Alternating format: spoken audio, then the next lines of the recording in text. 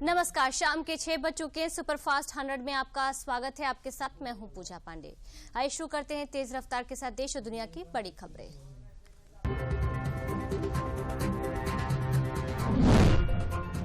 राम मंदिर की प्राण प्रतिष्ठा में पीएम मोदी समेत 5 लोगों को गर्भगृह में मिलेगी एंट्री। मोहन भागवत, राज्यपाल आनंदीबेन पटेल, सीएम योगी और मुख्य आचार्य रहेंगे मौजूद। राष्ट्रपति जगदीप धनखड़ ने 3 नए आपराधिक कानूनी विधेयकों पर कहा, नए कानूनों ने सजा की बजाय न्याय पर ध्यान केंद्रित किया गया है। दंड विधान से न्याय विधान तक एक महान क्रांतिकारी परिवर्तन का प्रतीक। अदालत ने भारत के 8 पूर्व नौसैनिकों की मौत की सजा को बदलकर जेल की सजा में कर दिया है। भारतीय विदेश मंत्रालय ने कहा कि इस मामले में हम कतर के अधिकारियों के साथ उठाना जारी रखेंगे। और राहुल गांधी की न्याय यात्रा पर अनुराग सिंह ठाकुर ने तंज कसते हुए कहा, न्याय देने का काम प्रधानमंत्री नरेंद्र मोदी ने किया है। कांग्रेस ने देश को 60 साल तक गरीबी में धकेलने का काम किया, हटाने का नहीं। हिमाचल प्रदेश में केंद्रीय मंत्री अनुराग सिंह ठाकुर ने कहा, मोदी की गारंटी की गाड़ी देश के उन लोगों तक भी पहुंच रही है जिनको आज तक योजनाओं का लाभ नहीं मिला। विकसित भारत संकल्प यात्रा देश के कोने कोने तक पहुंची। विदेश मंत्री डॉक्टर एस जयशंकर रूस की 5 दिवसीय यात्रा पर रूस के विदेश मंत्री सर्गेई लावरोव के साथ की बैठक। दोनों के बीच रणनीतिक साझेदार के रूप में अंतर्राष्ट्रीय स्थिति और समसामयिक मुद्दों पर हुई चर्चा। रक्षा मंत्री राजनाथ सिंह ने जम्मू कश्मीर में सुरक्षा हालात का लिया जायजा। उन्होंने कहा, सेना को ऐसी कोई गलती नहीं करनी चाहिए जिससे किसी भारतीय नागरिक को ठेस पहुंचे। लोगों का दिल जीतना सेना की जिम्मेदारी है। जम्मू कश्मीर में केंद्रीय मंत्री धर्मेंद्र प्रधान ने कहा, पीएम मोदी के नेतृत्व में जम्मू कश्मीर में हो रहा है विकास। अनुच्छेद 370 के कारण नहीं पहुंच पा रही थी कई जरूरी चीजें।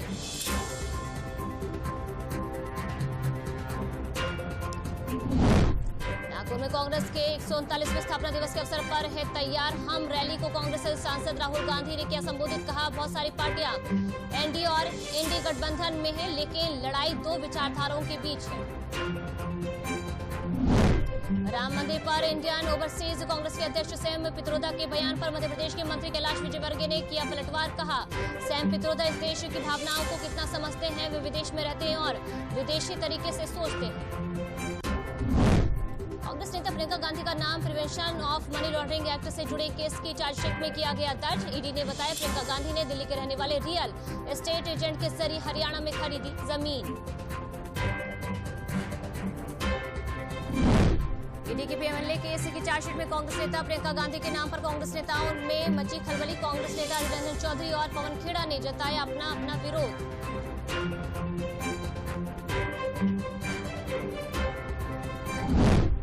कांग्रेस ने अगले साल होने वाले लोकसभा चुनाव के लिए महाराष्ट्र में 23 सीटों की सहयोगी शिवसेना की मांग को किया खारिज। इंडिया गठबंधन की बैठक में शिवसेना ने 23 सीटों पर अपना दावा किया था।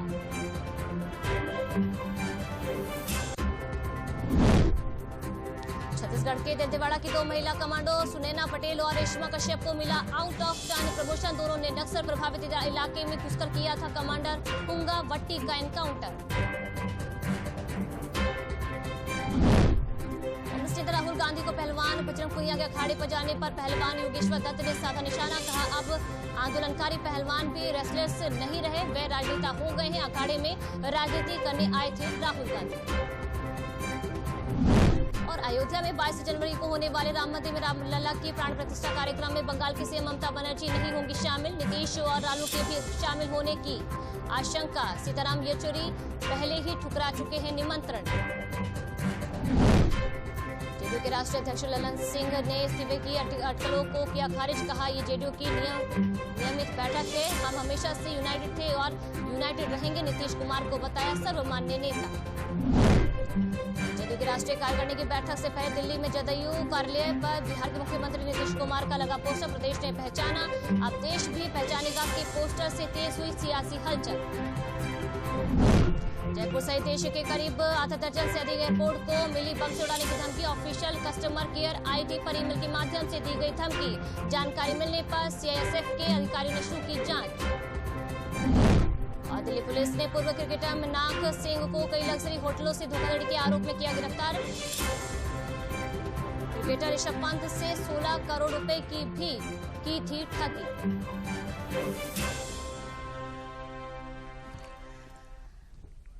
देश की बड़ी खबरों के बाद अब नजर डालते हैं उत्तर प्रदेश की कुछ बड़ी खबरों पर।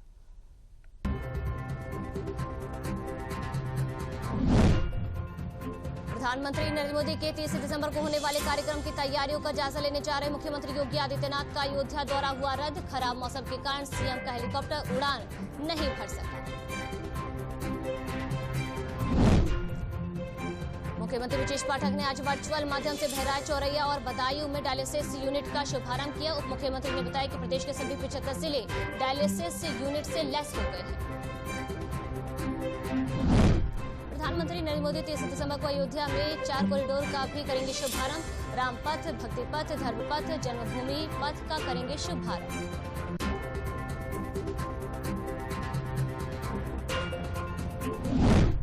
अयोध्या जनपद के रेलवे स्टेशन का नाम अयोध्या धाम किए जाने का डिप्टी सीएम केशव प्रसाद मौर्य ने किया स्वागत। कहा, रेल मंत्री ने उठाया है सही दिशा में कदम, इस फैसले का मैं करता हूं स्वागत।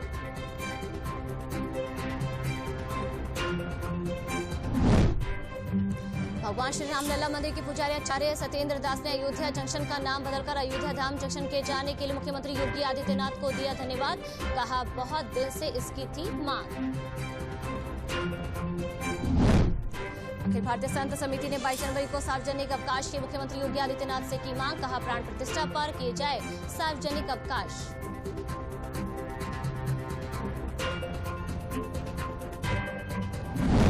अयोध्या में 84 कोशी परिक्रमा क्षेत्र का मद्य निषेध क्षेत्र किया जाएगा घोषित। आबकारी मंत्री नितिन अग्रवाल ने कहा, इस क्षेत्र से सभी शराब की दुकानें हटाई जाएंगी।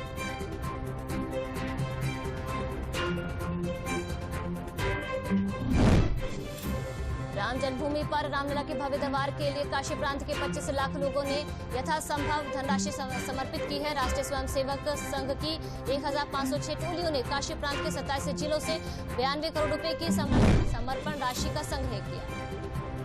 प्रदेश में विकास कार्यों के लिए लगाए जाने वाले शिलापट को लेकर प्रदेश सरकार ने बड़ा निर्णय लिया है। अब इन विकास शिलापट पर अधिकारियों का नाम लिखने पर पूरी तरह रोक लगा दी गई है। देश के 70 ईंट भट्टों पर प्रदूषण नियंत्रण बोर्ड की बड़ी कार्रवाई। बोर्ड ने इन सभी ईंट भट्टों पर 27 करोड़ 56 लाख 31 हजार रुपए का पर्यावरण क्षतिपूर्ति का लगाया जुर्माना। मुख्यमंत्री योगी आदित्यनाथ ने प्रयागराज में लेटे हनुमान जी का किया दर्शन और पूजन। कहा, 2025 का महाकुंभ में दुनिया देखेगी भारत की ताकत और सांस्कृतिक वैभव।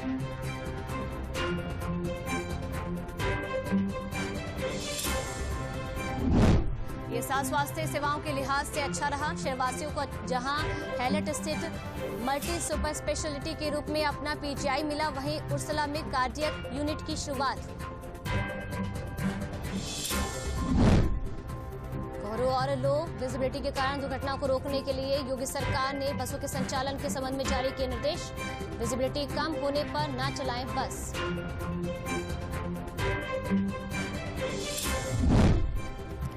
पुलिस भर्ती बोर्ड के अधिकारियों की निगरानी में परीक्षा करने वाली कार्यदायी संस्था के इंजीनियर ने रात 9:55 पर ऑनलाइन आवेदन करने का लिंक किया जारी। 60,244 पदों पर होगी सीधी भर्ती। और शाम से ही कोहरे की चादर में सिमट गया था पूरा प्रदेश। सड़कों पर विजिबिलिटी कम होने के कारण सड़क पर चल रहे थे कम वाहन। कई शहरों में उड़ानों पर भी दिखा इसका असर। बदायूं में कोहरे और सर्दी के कारण बीएससी ने 30 दिसंबर तक कक्षा 8 तक के सभी स्कूल किए बंद। मौसम विभाग के अनुसार आने वाले दिनों में और बढ़ेगी सर्दी।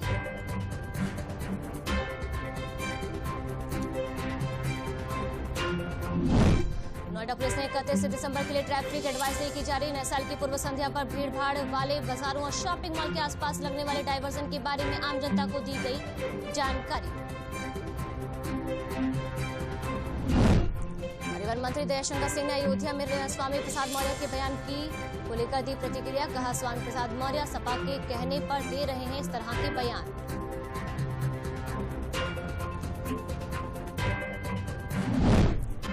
लखनऊ में कोरोना के 2 नए मरीज मिले। दोनों मरीजों की होगी जीनोम सीक्वेंसिंग। लखनऊ में मरीजों की संख्या हुई 5, सभी होम आइसोलेशन में।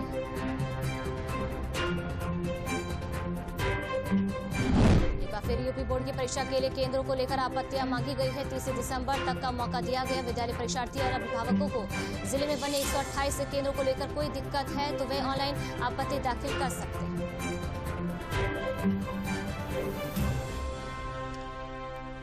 सुपरफास्ट 100 में अब देखते हैं देश के विभिन्न प्रदेशों की खास खबरें।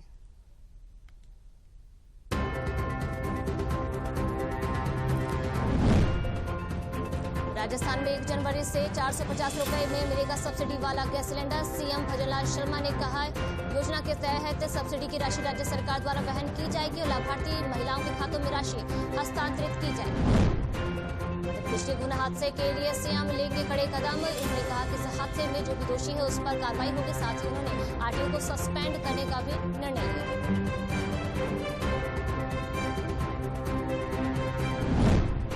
टनकपुर में सीएम पुष्कर सिंह धामी ने सभा को संबोधित करते हुए कहा जरूरतमंदों को सरकारी सहायता से उनके जीवन को बदलने के लिए जो योजनाएं चलाई गई उनको जन जन तक पहुंचाने के लिए विकसित भारत संकल्प यात्रा लाई गई है।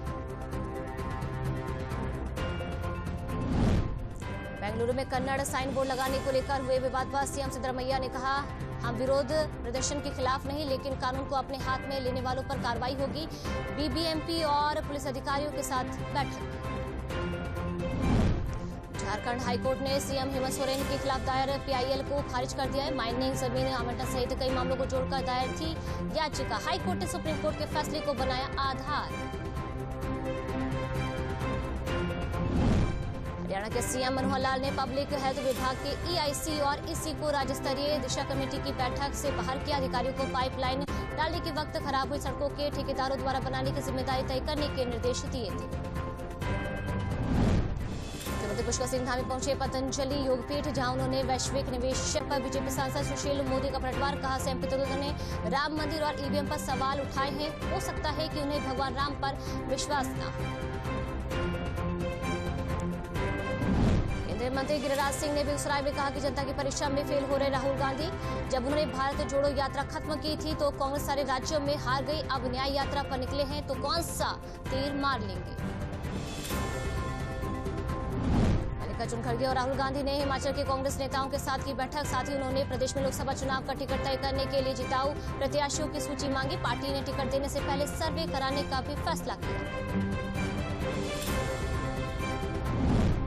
डीएमडीके पार्टी के संस्थापक विजयकांत की चेन्नई के एमआईओटी हॉस्पिटल में हुई कोरोना से मौत। उनके निधन के बाद हॉस्पिटल के बाहर बढ़ाई गई सुरक्षा। लंबे समय से चली आ रही पूर्वी राजस्थान नहर परियोजना को राष्ट्रीय परियोजना बनाने का काम शुरू। केंद्र सरकार नए मॉडल के तहत ईआरसीपी को अब नदी जोड़ो प्रोजेक्ट में शामिल करके आगे बढ़ाने पर कर रही है विचार। झारखंड में 760 हेक्टेयर जमीन न मिलने से फंसा वाराणसी कोलकाता एक्सप्रेसवे का निर्माण। नहाई के अनुसार एक्सप्रेसवे का निर्माण नवंबर 2025 में पूरा होना था, लेकिन जमीन की समस्या से अब लक्ष्य मार्च 2026 तक कर दिया गया। सतलुज यमुना लिंक नहर विवाद पर आज हरियाणा और पंजाब के मुख्यमंत्री के बीच होगी तीसरी बैठक। बैठक की अध्यक्षता केंद्रीय जल शक्ति मंत्री गजेंद्र सिंह शेखावत करेंगे। सुप्रीम कोर्ट में जनवरी में होना है सुनवाई। उत्तराखंड के हरिद्वार में नए साल पर पर्यटकों के स्वागत की तैयारियों पर उत्तराखंड के सीएम पुष्कर सिंह धामी ने कहा सभी पर्यटकों के स्वागत के लिए हमारे पास सभी प्रकार की अच्छी व्यवस्थाएं हैं।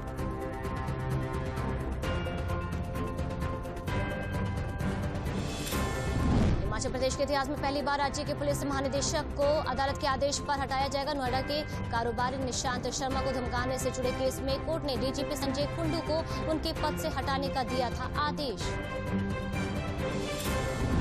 और लंबे समय से बीमार चल रहे स्वतंत्रता संग्राम सेनानी चंद्रिया लाल ने उत्तरकाशी देर शाम ली अंतिम सांस। आज भागीरथी किनारे केदार घाट पर राजकीय सम्मान के साथ होगा उनका अंतिम संस्कार।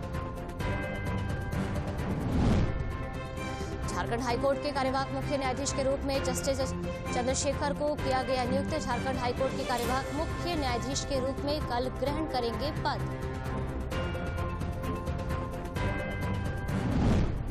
ईडी ने झारखंड में रेत शराब और जमीन की अवैध बिक्री से जुड़ी जांच में दायर किया आरोप पत्र। आरोप में कहा गया कि वर्ष 2021-22 के बीच 1 करोड़ रुपए से अधिक की आपराधिक आय मिली। माओवादियों को पकड़ने के लिए जम्मू कश्मीर के पुंछ सेक्टर सुरक्षा व्यवस्था की गई कड़ी। आने जाने वाले सभी वाहनों में की जा रही है चेकिंग। साथ ही क्षेत्र के अलग अलग इलाकों में तलाशी अभियान जारी।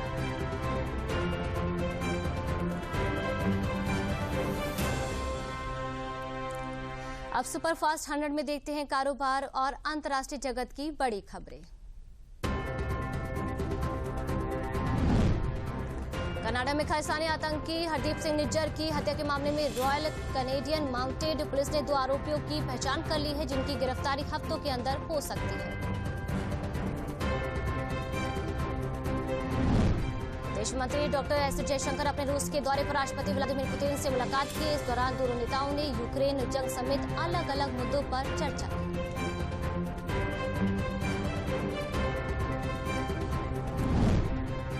राष्ट्रपति पुतिन ने प्रधानमंत्री नरेंद्र मोदी को अगले साल रूस का न्योता दिया है। पुतिन ने कहा कि हमें अपने दोस्त प्रधानमंत्री नरेंद्र मोदी को रूस में देखकर अच्छा लगेगा। मानव तस्करी के आरोप में फ्रांस में रोके गए 25 भारतीयों को भी वापस भारत भेजा जाएगा। फ्रांस कोर्ट ने शरण मांगने की अर्जी खारिज करते हुए कहा कि बोर्ड पुलिस ने तय समय में जानकारी नहीं दी। थाईलैंड में भारी बारिश के कारण 5 राज्यों के लोग चपेट में आए हैं और साथ ही बाढ़ से 6 लोगों की मौत की जानकारी है। बारिश से नराथीवट और याला में सबसे ज्यादा प्रभावित हुए हैं। रूस ने एक बार फिर संयुक्त राष्ट्र सुरक्षा परिषद के स्थायी सदस्यता के लिए भारत का समर्थन किया है।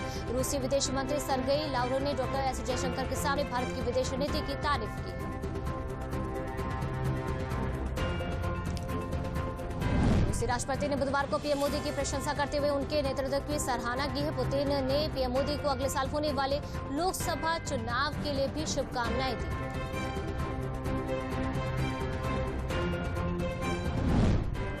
अमेरिकी विदेश मंत्री एंटनी ब्लिंकन ने यूक्रेन रूस युद्ध के बीच यूक्रेन के 250 मिलियन अमेरिकी डॉलर सैन्य सहायता पैकेज जारी करने की घोषणा की है।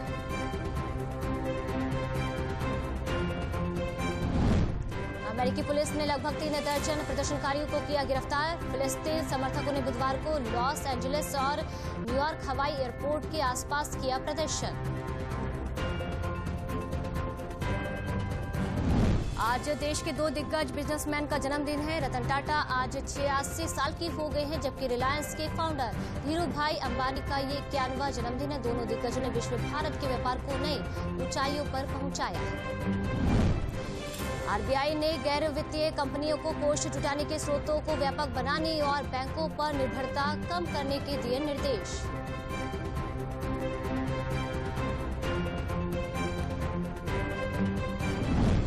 रिजर्व बैंक ने नए साल पर इन्वेस्टर्स को दिया नया तोहफा। आरबीआई ने एक ताजा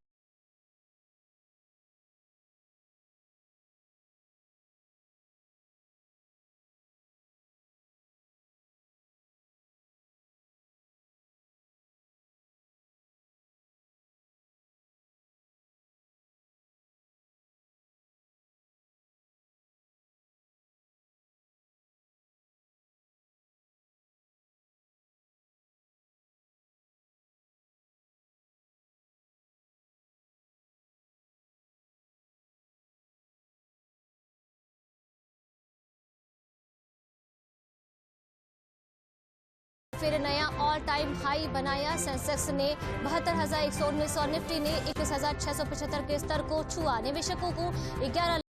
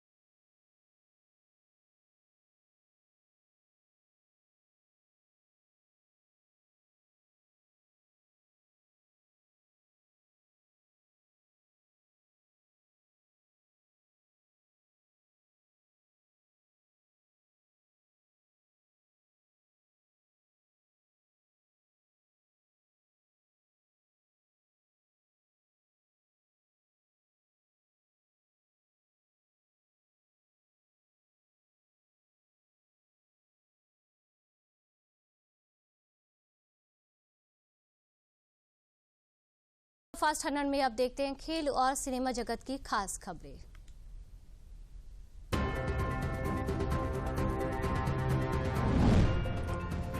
भारत और साउथ अफ्रीका के बीच खेले जा रहे पहले टेस्ट के दूसरे दिन साउथ अफ्रीका ने पहली पारी में बनाई 100 रन की बढ़त। डीन एल्गर के शतक से अफ्रीका ने 5 विकेट पर बना लिए हैं 343 रन। ऑस्ट्रेलिया और पाकिस्तान के बीच खेले जा रहे टेस्ट सीरीज के दूसरे मुकाबले में ऑस्ट्रेलिया को 241 रन की बढ़त। पाकिस्तान की पहली पारी 264 पर सिमटी। ऑस्ट्रेलिया ने दूसरी पारी में 6 विकेट पर बनाए 187 रन। और भारतीय महिला और ऑस्ट्रेलिया महिला क्रिकेट टीम के बीच खेले जा रहे पहले वनडे में भारत ने टॉस जीतकर चुनी बल्लेबाजी। भारतीय महिलाओं ने 25 ओवरों में 4 विकेट खोकर बना लिए हैं 133 रन। इंग्लैंड के फिल सॉल्ट ने आईसीसी की ताजा टी20 रैंकिंग में लगाई लंबी छलांग। सॉल्ट 18 स्थान के फायदे के साथ टी20 रैंकिंग में दूसरे नंबर पर पहुंचे। सूर्य कुमार यादव पहले स्थान पर कायम। हार्दिक पांड्या अफगानिस्तान के खिलाफ 3 टी20 मैचों की सीरीज का नहीं होंगे हिस्सा। हार्दिक के आईपीएल 2024 से पहले फिट होने की संभावना। विश्व कप से ही चल रहे हैं चोटिल।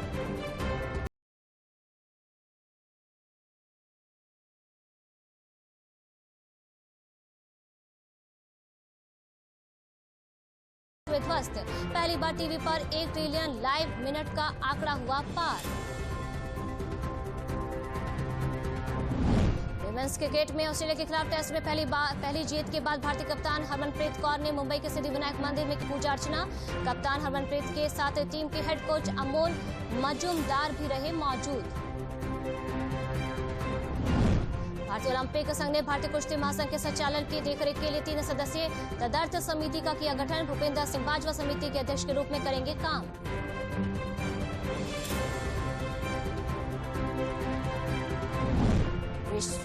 विश्व के पूर्व नंबर 1 खिलाड़ी राफेल नडाल और नाओमी ओसाका रविवार में से यहां शुरू होने वाले ब्रिस्बेन इंटरनेशनल टूर्नामेंट से टेनिस में वापसी करेंगे। ओसाका मां बनने के बाद खेल में वापसी करेंगे। पोल वॉल्ट में 2 बार की विश्व चैंपियन और टोक्यो ओलंपिक की स्वर्ण पदक विजेता केटी मून को टाटा मुंबई मैराथन प्रतियोगिता का एम्बेसडर नियुक्त किया गया। आयोजकों ने बुधवार को इसको लेकर दी जानकारी। अक्षय ने इंडियन स्टेट प्रीमियर लीग के लिए खरीदा श्रीनगर की क्रिकेट टीम। सोशल मीडिया पर तस्वीर शेयर कर टीम की जर्सी का किया खुलासा।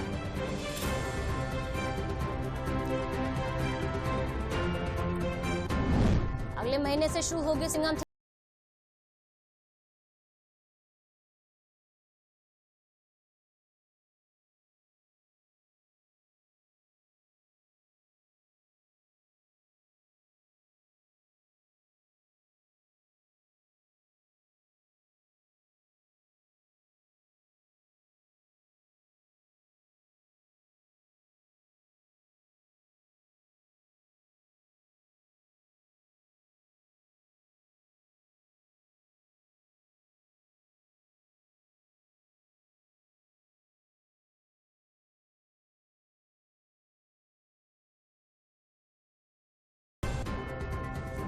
वेब सीरीज क्यूबिक्स अपने तीसरे सीजन के साथ दस्तक देने को है तैयार। शो 5 जनवरी को OTT प्लेटफॉर्म पर होगी स्ट्रीम।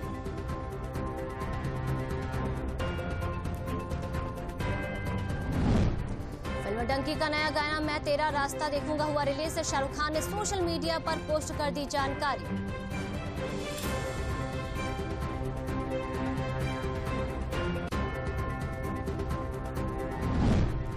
होके नचदा फिर गाना हुआ रिलीज। गाने में दिखे आयुष शर्मा संग आयशा शर्मा।